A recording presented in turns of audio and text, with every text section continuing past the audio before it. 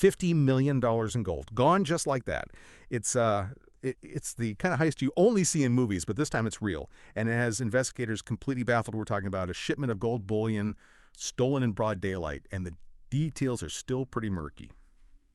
Okay, so picture this, a routine high-security shipment at a major international transport hub, probably an airport. Everything seems normal. Then, poof, the gold disappears, no explosions, no hostages, just silence. And what's even crazier is how they managed to pull this off. And we're talking hundreds of kilograms of gold, not something you can just slip into your pocket. So how did they do it? Where did the gold go? And what does this all mean for the future of global cargo security?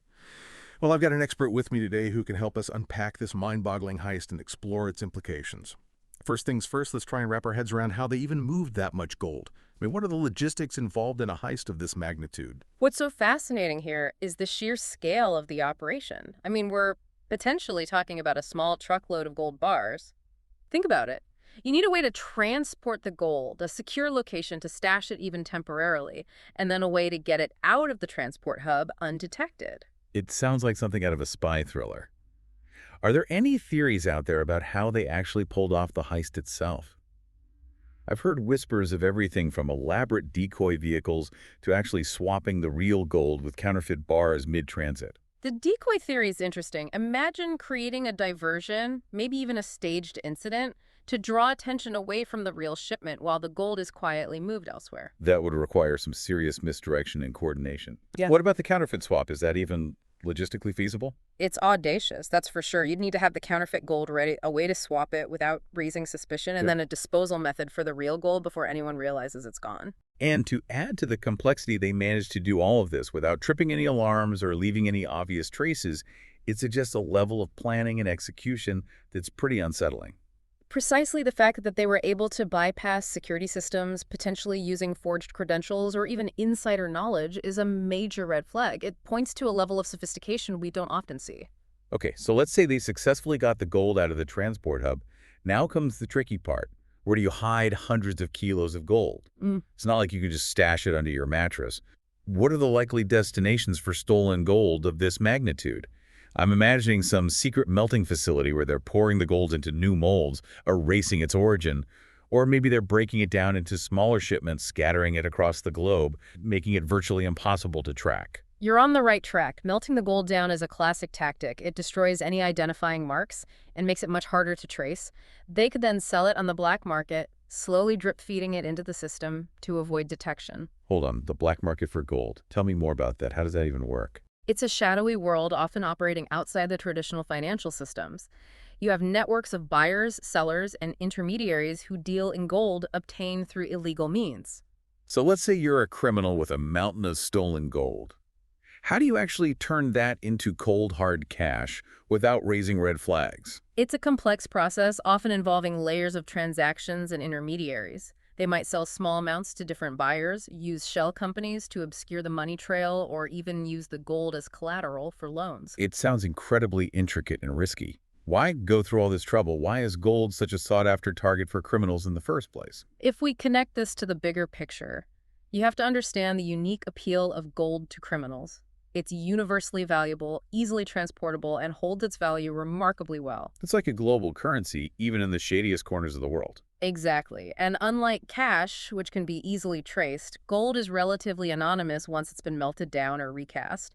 This makes it ideal for money laundering and financing illicit activities. $50 million worth of untraceable funds. That's a scary thought, and all of this happening right under the noses of authorities who seem completely baffled. I mean, there's a massive manhunt underway. Interpol's involved, and they're offering substantial rewards for information. Yet weeks later, there's still no sign of the gold or the perpetrators. Given their resources and expertise, it's surprising that investigators haven't found any solid leads. What could be hindering their progress? Are the criminals just that good? This raises an important question. Are we dealing with a group that's simply operating on another level, or are there other factors at play? The lack of progress despite a global manhunt and substantial rewards is certainly unusual. It almost makes you wonder if there's some level of inside help involved, maybe even corruption within the authorities themselves. That's a possibility, though, a difficult one to prove without concrete evidence. Corruption within law enforcement or security agencies could certainly explain the ease with which they pulled this off and the subsequent lack of progress in the investigation. That's a chilling thought. But let's play devil's advocate for a moment. Couldn't the lack of leads also suggest that this was meticulously planned and executed by a group with extraordinary resources and expertise? Absolutely. The fact that they've managed to vanish without a trace suggests a level of professionalism and operational security that's rarely seen.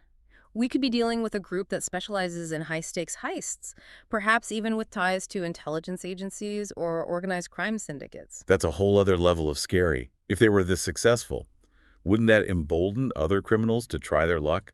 It's almost like a blueprint for future heists. That's a valid concern. The success of this heist could inspire copycats, leading to a wave of similar incidents targeting high-value shipments.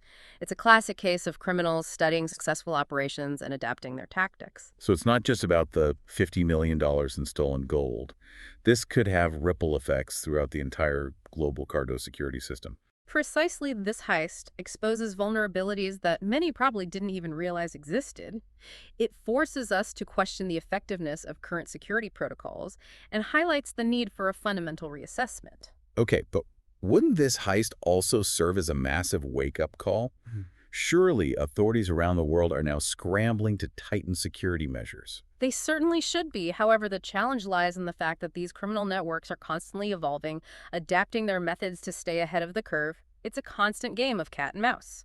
Speaking of those networks, we haven't really discussed the potential motives behind this heist. Is this simply about profit, or could there be something more sinister at play? Could this gold be used to fund terrorism, arms trafficking, or other illicit activities? $50 million could buy a lot of firepower or influence. That's a possibility we can't ignore. Gold is a highly liquid asset, easily converted to cash and untraceable once it's been melted down or recast. This makes it ideal for financing criminal operations, including those that pose a threat to national security. So this heist could have implications that reach far beyond the immediate financial loss. We could be talking about funding networks that destabilize regions, fuel conflict, and undermine global security. Exactly. It's a stark reminder of the interconnectedness of global crime and the potential consequences when those networks operate with impunity. All right, let's shift gears for a moment and talk about the role of technology in all of this. On the one hand, it seems like criminals are using increasingly sophisticated methods, potentially exploiting vulnerabilities in security systems.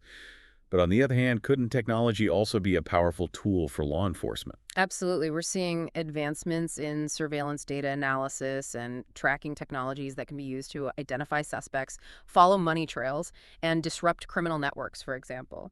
There are new techniques to analyze huge data sets for patterns that might point to illicit activities. So it's not just about physical security anymore. We're talking about a whole new realm of digital forensics and intelligence gathering. Exactly. Law enforcement agencies are increasingly relying on data analysis and artificial intelligence to combat sophisticated criminal networks. However, it's a constant arms race as technology evolves. So do the tactics of criminals. They are using encryption, darknet markets, and other techniques to stay ahead of law enforcement. That sounds like a very expensive and complex game of catch-up. Is it even possible to stay ahead of these criminals? What would a comprehensive solution to this problem even look like? It's going to require a multi-pronged approach. First, we need to strengthen security protocols at all levels of the supply chain, from the point of origin to the final destination. This includes investing in better technologies such as advanced tracking systems, biometric authentication, and tamper-proof packaging. That makes sense. But technology alone can't solve everything we've already talked about, the possibility of insider threats and corruption. You're right. Technology is only as good as the people who operate it. We need to improve background checks, vetting processes, and security training for personnel involved in handling high-value shipments. So it's about finding the right balance between technological solutions and human vigilance. But even with all of these measures in place, wouldn't there still be a risk? I mean, no system is foolproof, right? You're absolutely right. No system is entirely foolproof. Human error, unforeseen circumstances, and the sheer ingenuity of criminals will always pose a challenge. That's why we also need to focus on intelligence sharing and international cooperation. These criminal networks operate across borders, so our response needs to be global as well. So it's not just about each country beefing up its own security. We need a coordinated global effort to share information, track these networks, and bring them to justice. Exactly. Organizations like Interpol play a crucial role in facilitating cooperation between law enforcement agencies worldwide. They share intelligence coordinated investigations and issue alerts on wanted criminals and stolen goods. But let's be realistic.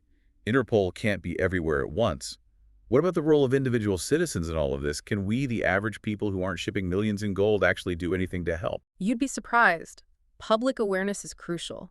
Being vigilant, reporting suspicious activity, and understanding the signs of potential criminal activity can make a huge difference. Imagine you're a customs official or a security guard at a transport hub, knowing the latest tactics used by criminals, being aware of potential vulnerabilities, and paying attention to even the smallest details could prevent the next big heist. So it's not just about fancy technology and international task forces. It's about creating a culture of awareness and vigilance where everyone plays a role in safeguarding these valuable goods. Precisely. It's about making it as difficult and risky as possible for criminals to operate. The more layers of security we have, both physical and human, the less likely they are to succeed. Okay, so we've talked about the how, the where, and the why of this heist, but what about what does this all mean in the grand scheme of things? Is this just a one-off event or a sign of a bigger problem? This heist, while shocking in its scale and execution, is unfortunately not an isolated incident. The allure of gold, its value portability, and relative anonymity make it a perennial target for criminals. We've seen similar high-profile heists in the past, like the Heathrow airport robbery back in 2008. Right, the one where they got away with millions in diamonds and jewelry. It seems like these audacious heists capture the public's imagination. They're almost like modern-day Robin Hood stories, except without the giving to the poor part. Exactly, and the media attention they generate can often romanticize these crimes, obscuring the serious consequences they have. This isn't a victimless crime. The financial losses can impact businesses, insurance companies, and even national economies. Not to mention the potential for funding dangerous criminal networks that pose a threat to global security. Precisely so. While it's easy to get caught up in the intrigue and audacity of these heists, it's important to remember the real-world implications. So, as we wrap up this deep dive into the world of gold heists, I'm left with one final question for you to ponder. What would it take to truly make a dent in this problem? Is it about tougher laws, better technology, or something else entirely? It's going to require a multifaceted approach, a combination of technological advancements, increased international cooperation, and a global shift in mindset towards security and vigilance. But perhaps the most crucial element is recognizing that this is a shared responsibility. It's not just about governments, law enforcement, or security companies. It's about everyone playing their part, being aware, and taking the necessary steps to protect these valuable assets. Because at the end of the day, this isn't just about $50 million in gold. It's about the security of our global systems, the integrity of our financial markets, and ultimately the safety and stability of our world. So as we sign off, we leave you with this.